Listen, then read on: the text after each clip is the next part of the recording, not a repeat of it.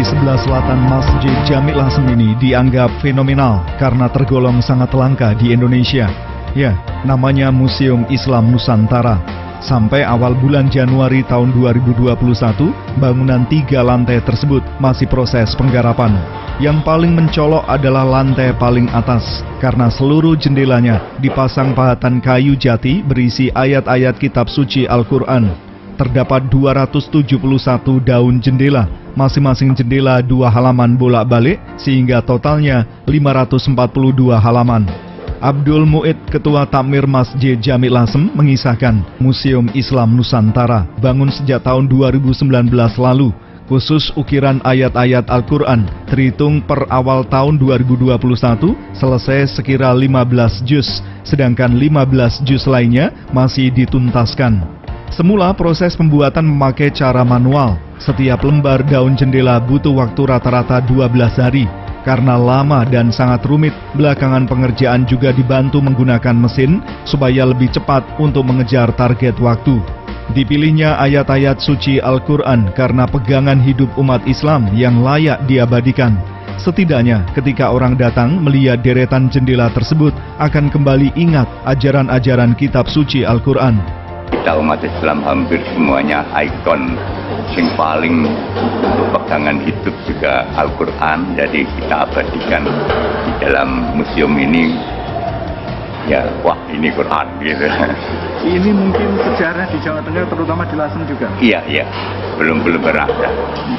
Awal mulanya gimana Mas, tercetus ide ini? Karena memang ya karena itu istilahnya kitab suci kita, tiap hari kita pegang, kita baca, akhirnya akan muncul ide.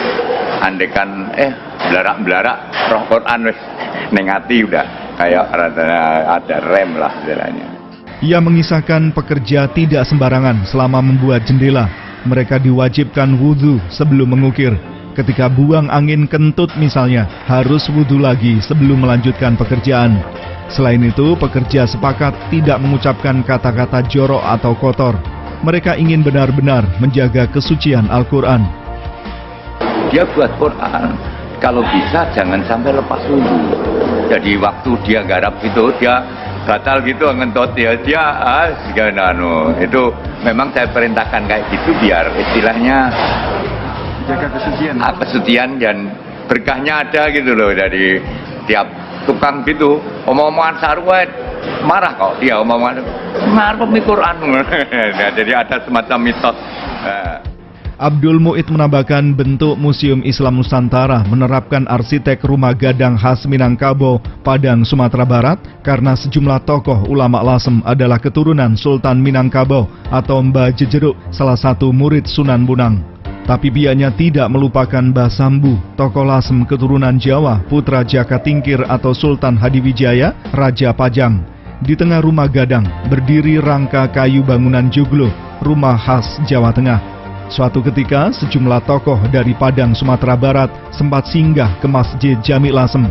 Begitu melihat rumah gadang dilengkapi jendela ayat Al-Quran, mereka terheran-heran karena di tanah asli rumah gadang belum ada bangunan seperti itu. Bahkan mereka langsung membantu dana untuk pengadaan 2 juz jendela. Sini tuh 3 tokoh yang dari keturunan Mbah Sunan Minangkabau, Sultan Mahmud sana loh. Di Jeruk. Itu muncul Mbah Maksum, lalu Mbah Gus Koyum, Mbah Khalil, lalu yang satunya lagi Mbah Masuki.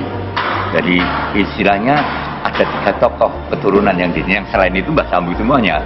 Yang selain itu Mbah Sambu semuanya. Yang 3 tadi kok mengingat beliaunya, akhirnya saya buat Minang nih. Ya. Mungkin banyak orang bertanya kok Minang, nah banyak yang tanya gitu. Tapi tetap tidak meninggalkan Jawanya. Tidak meninggalkan Jawanya, tak buat atau paling atas. Itu joglo tetap. Gabungan ya. Iya, tetap wong Jawane njaluk dhuwur. Syiar Islamnya kira-kira seperti apa Pak Mu'id? Ya mudah-mudahan kayak gini itu kan akhirnya karena simbol-simbol seperti kitab suci Mbah Mahmud, kita ingat beliaunya otomatis ingat agama gitu aja. Dan bangunan itu kelihatan banyak yang menarik sampai teman-teman yang dari Padang itu datang ke sini, wah Padang nggak ada yang kayak gini sampai cerita tuh. Kan Raja Padang pernah kesini, si namanya Bagindo atau siapa itu melihat heran ya. Malah dia terima kasih, dia sempat kasih istilahnya 1 juz, dia 2 juz dia kasih apa? Bantu. Wah ikut saya ikut Pak Muhid.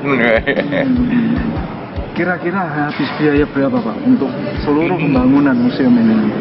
Kalau kemarin saya dikasih aspirasinya Gus Aziz, Pak Ganjar Jawa Tengah itu 2,5 miliar. Tapi ya belum selesai. Kong untuk Quran sendiri aja kan 30 itu 1 miliar sendiri kok.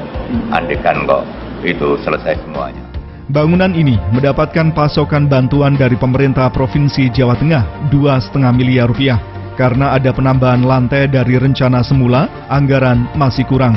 Apalagi untuk menyelesaikan jendela saja ditaksir menelan 1 miliar rupiah. Seorang pemerhati sejarah Lasem, Abdullah Hamid, membenarkan di Palembang, Sumatera Selatan memang sudah berdiri Museum Al-Quran Raksasa. Tapi di Lasem akan terasa berbeda karena dikombinasikan dengan konsep kota pusaka Lasem dan Masjid Jami' yang menjadi peninggalan penting penyebaran agama Islam pada abad ke-15. Tapi lebih dari itu, Abdullah Hamid sependapat sama-sama memiliki fungsi syiar agama Islam agar membuncah ke seluruh pelosok negeri.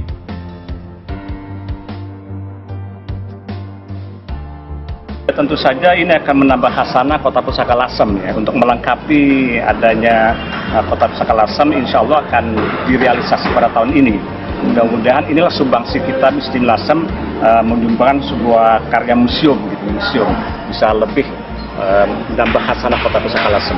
Cukup fenomenal juga Pak ya dengan konsep ini. Ya, cukup fenomenal gitu. Dalam arti yang pertama mungkin yang ada.